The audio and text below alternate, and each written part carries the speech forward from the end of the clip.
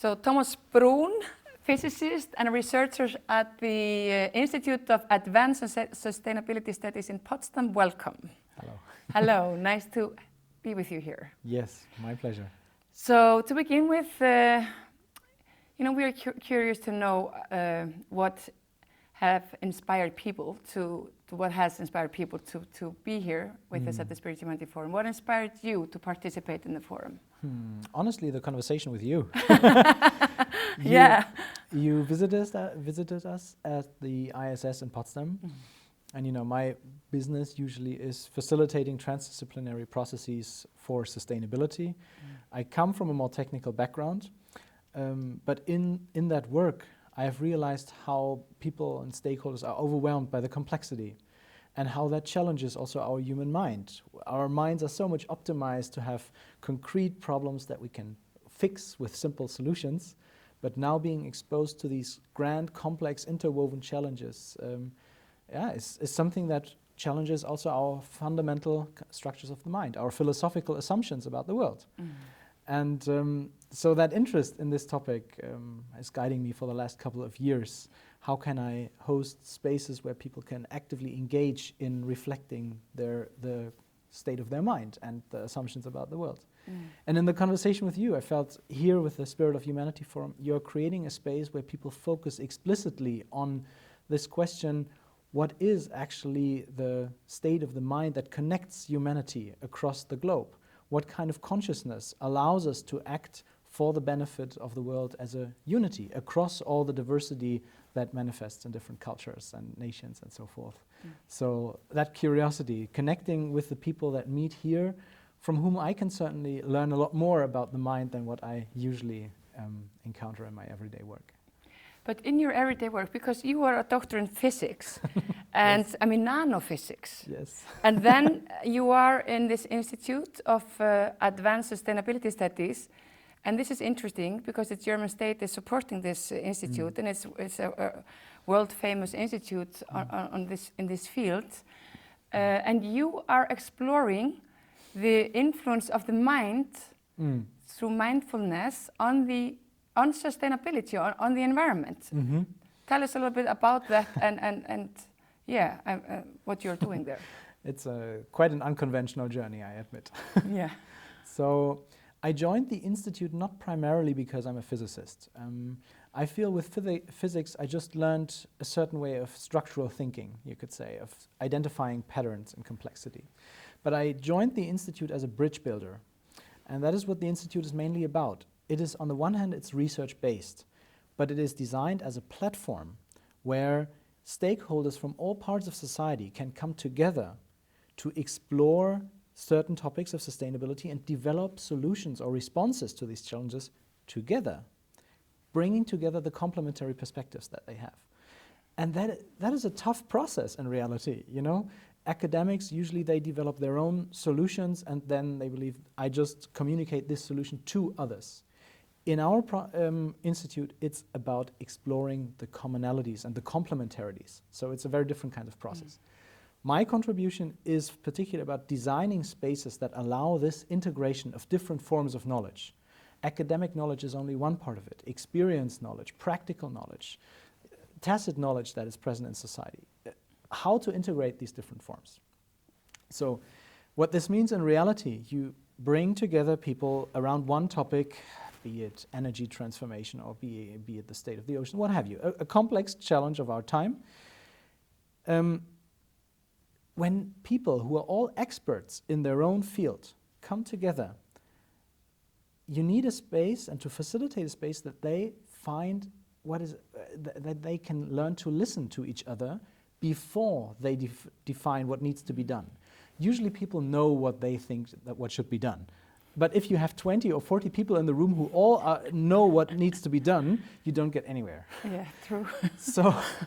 And my experience, very frankly, in the beginning was that you have to do with often very narcissistic personalities who are all cultivated in a system where they are the best and they are the most knowledgeable, be it in academia, be it in business, whatever. And I cannot work constructively with these people if I don't find a way to also foster a different culture of listening, openness, engaging, And that has a lot to do with our mindset, how we engage with each other. How open am I really to put my own conclusions into question when I engage with somebody from a very different context? But for example, our institute is working on the topic of air pollution in the Himalayas, particularly in Kathmandu. There you have people from different cultural backgrounds, very different expertise, meteorologists, but also people from the business sector there, government. They speak such different languages. It needs a process where people can open up and explore the commonalities behind these differences. And that to me has a lot to do with mindsets, with not only the thinking patterns, but also our qualities of relating with each other. How deeply can we really listen? How deeply can we really care about somebody who seems to have a very different position or background?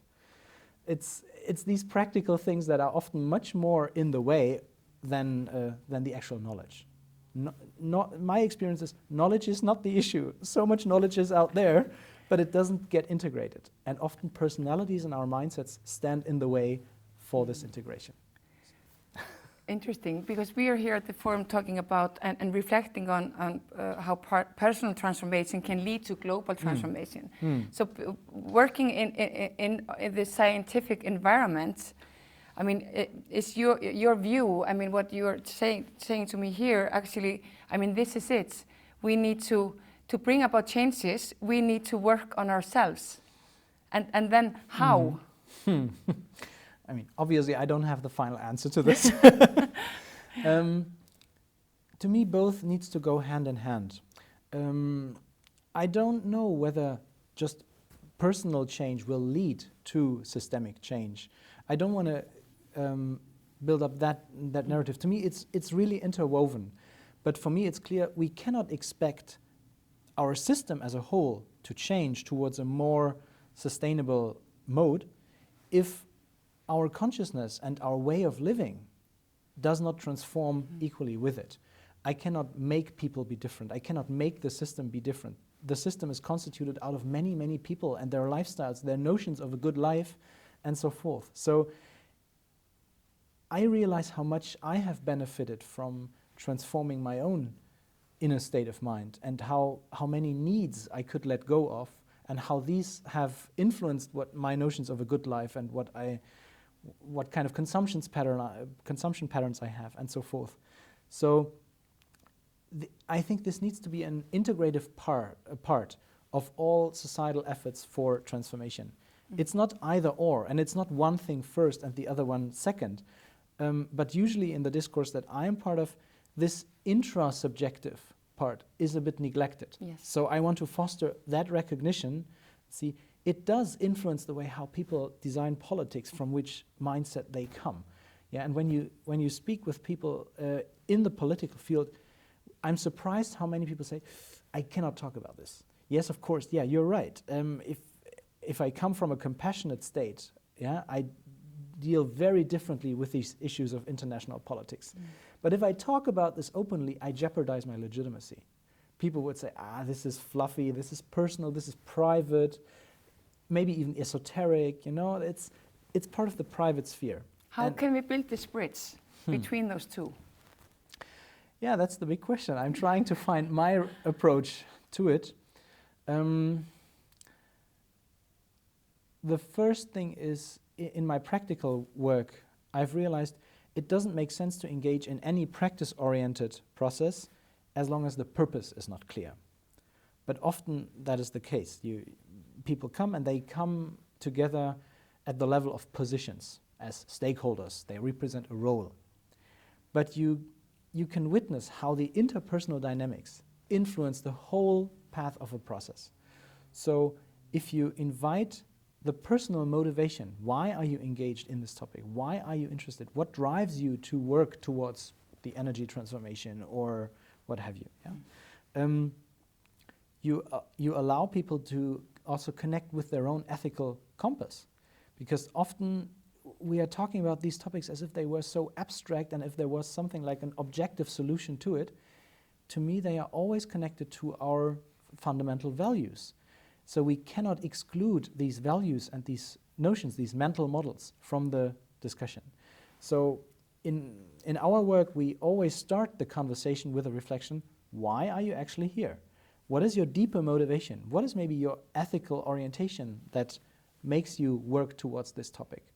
And find out what is a common ground here. Because you cannot find a common ground at the level of positions, but we as human beings, there is a shared set of values that we can actually explore if we engage in it. And it's just an experience also I have made over time, how that changes atmosphere in these kinds of processes. From a fighting where everybody tries to just get the biggest piece for him or herself, towards an understanding, okay, here we have a shared purpose. And we are different, we have different interests and different needs and so forth. But there is something that we share as human beings, ethically, that is worth being a starting point. You're actually explaining here how connecting within, how reflecting from those inner values actually can bring about more harmony. I mean, in your work. Yeah, in a way. Yeah, and you are also trying to, or creating this harmony between sectors, like you are explaining. Yeah. You are doing that. So we just come to the harmony bit, because I mean the theme of the forum is discovering harmony in a world of difference. Yeah. And we talked about harmony with nature this morning. So, and you said we are nature. Yeah, that issue about we are nature is important to me, because I'm still amazed how our culture could allow this dichotomy to emerge over the last couple of 100 years. This idea that here is the human world and there is the non-human world. So we talk about nature as if it was out there, but obviously, I mean, you and I, we are an organism, and even I'm not a me. I'm carrying so many bacteria. There's so much life in me. I just recently saw an interview with the director of I think it was a museum of natural history in Paris, who said, like, our notion of the human being is so changing. Maybe we're just a container for life, you know, with all the bacteria that we are carrying around. There's so many more organisms than us on our skin, inside of us. So there's a big topic, but we are nature. That is very clear to me. Harmony with nature, so for me, cannot be about starting from the dichotomy and then exploring how do I relate to something outside. But to me, it is about a certain quality of relationality that I experience and live in my practices. And you could say, in my understanding, harmony is something like, how is my own relationality resonating with fundamental patterns or principles of living systems? And my impression is that we have cultivated so many patterns that are based on the idea of dichotomy, of distance, that we don't perceive that harmony anymore. We don't know what is the quality of relationality. And relationality is not only you and I in this moment, but also how do I relate to myself? Or when I communicate through an email, I am relating to the world through a technology. What are the patterns that shape these relationships all the time, in every moment? And my understanding is that the relationship culture that I experience in our society is on the one hand based on this distance, but it's also based on functionality, on instrumentality. You know, there's a big discourse in Germany at the moment. We have a wonderful sociologist who published a book called Resonance, where he summarized his work of the last 15 years. It's where he basically criticizes the social sciences for focusing the understanding of the human being and social construction and everything around its instrumental relationality, meaning what kind of function do you have in society? In economics, you get a utility function, where your behavior is described following utilities. But we all know that most of human life is taking place not only because of functionality, but just as an expression of being, right? I mean, when you and I sit at a nice restaurant or at a lake and just look at the sunset and we just enjoy the beauty of the world, there is no function in it. Nothing is instrumental about it. We are just being. So in this book, Resonance, he shifted the focus, or he said, there is this blind spot in social sciences, but it has shaped the way how we create society, how we build political structures. We only measure instrumentality, functionality. We incentivize it with money. It's so through that focus on instrumentality, we foster exploitation. And I would say I've experienced that for myself. If I see my own value only because of my function, my instrumentality, my performance, I exploit myself. I don't respect my intrinsic value, just my being. But that is a blind spot, and that's what I think when we talk about harmony. Harmony has so much to do with resonance, in my understanding, with where I am in my own intrinsic being and I relate to the world that is also in its intrinsic being. Functions are part of that. Yeah, I don't want to deny that, not at all. But I feel I'm part of a society that has lost the appreciation for that dimension of relationships. So, back to harmony with nature. Harmony with nature for me means, how do I respect all ways how I, as a human being, am related with this world in a way that feels coherent and integrated, and not deny 50% of my own qualities and being. Does that make sense to you so far? It makes sense to me. I think, you summed it up quite clearly. Really? Yes. I feel it's so difficult to articulate it. You have done that. So I think we will have this as the final words. Definitely, really. And thank you so much.